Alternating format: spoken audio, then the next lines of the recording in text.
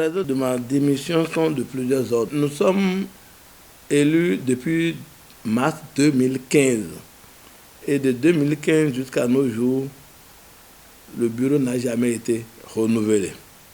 Le bureau n'a jamais été renouvelé. Nous avons mené les activités et notre mandat est de 3 ans renouvelable. Alors, nous avons fini 3 ans, 2015, 2018, 2018, 2021, et ainsi de suite. Bon, donc, nous avons toujours souhaité convoquer un congrès, une assemblée générale du moins, selon nos tests, une assemblée générale pour élire un nouveau bureau et continuer les activités. Nous en étions là quand la léthargie a commencé par prendre du coup et nos associations, certaines dissidences qui n'étaient même pas avec nous, ont commencé par réagir pour dire que notre bureau a trop duré. Et nous-mêmes, nous en étions conscients. Nous avons invité plusieurs fois le président à l'ordre pour renouveler le bureau. Nous nous sommes réunis plusieurs fois chez le vieux Kessel Robert, un gendarme à la retraite de nos communautés, et nous l'avons invité, il n'a pas répondu. Et subitement, nous avons constaté qu'il y avait une scission qui s'est formée en comité de réaction et qui avait commencé par faire des réactions sur tous les toits. Et malgré tout ça, nous n'avons pas pu convaincre notre président à la convocation d'une assemblée générale. Alors, nous avançons. Moi, ma démission n'est contre personne. Je ne m'attaque pas à un individu. Je m'attaque au test, je m'attaque à la procédure, je m'attaque au contenu de nos papiers. Ça veut dire quoi? Nous avons dit que notre mandat est terminé. Moi, personnellement, ça m'a dérangé. J'ai rappelé plusieurs fois le président, qui est un ami personnel. Je lui ai toujours dit, mais écoute, ce ne sont pas les étrangers ou les autochtones qui vont régler nos problèmes.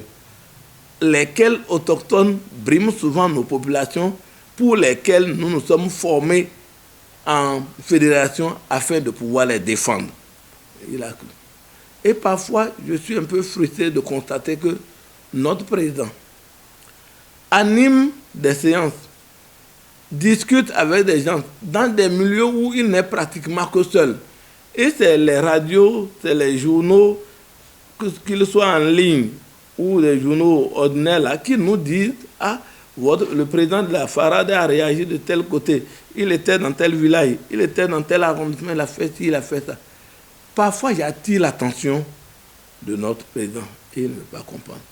Donc, à l'allure où vont les choses, moi j'ai constaté que notre FARAD est devenu hautement politique.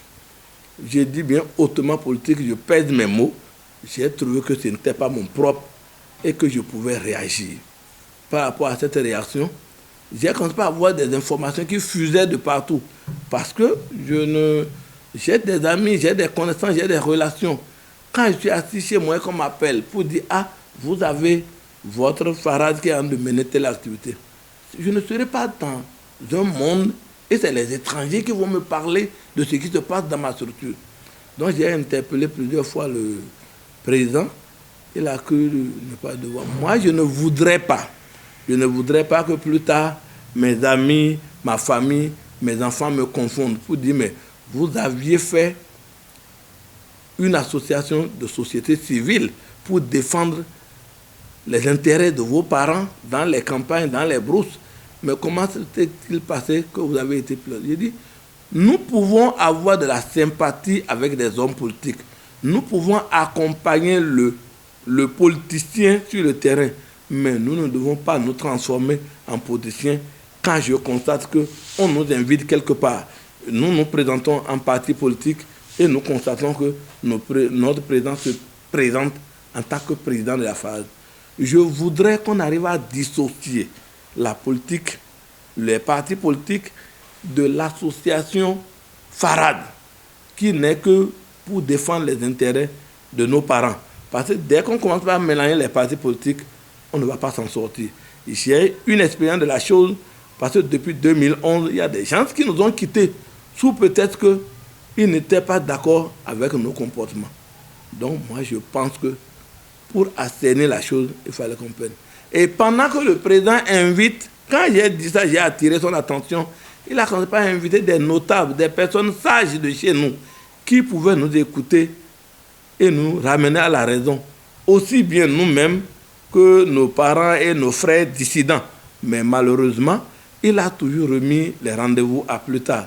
Du jour au lendemain, toujours à plus tard. Moi, je n'ai pas compris ce qui se passait.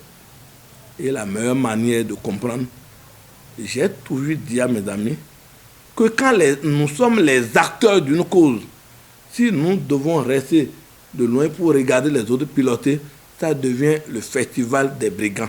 Et pour cela, lundi 12 février 2024, j'ai déposé ma démission. Et je n'ai rien personnellement contre le président. Mais quand je constate que nous n'avançons pas, et comme j'ai peur de reculer, j'ai dû donc quitter les rangs. Voilà pourquoi j'ai démissionné. Abonnez-vous à la chaîne MP Vision TV et activez la cloche de notification pour ne plus rater nos vidéos.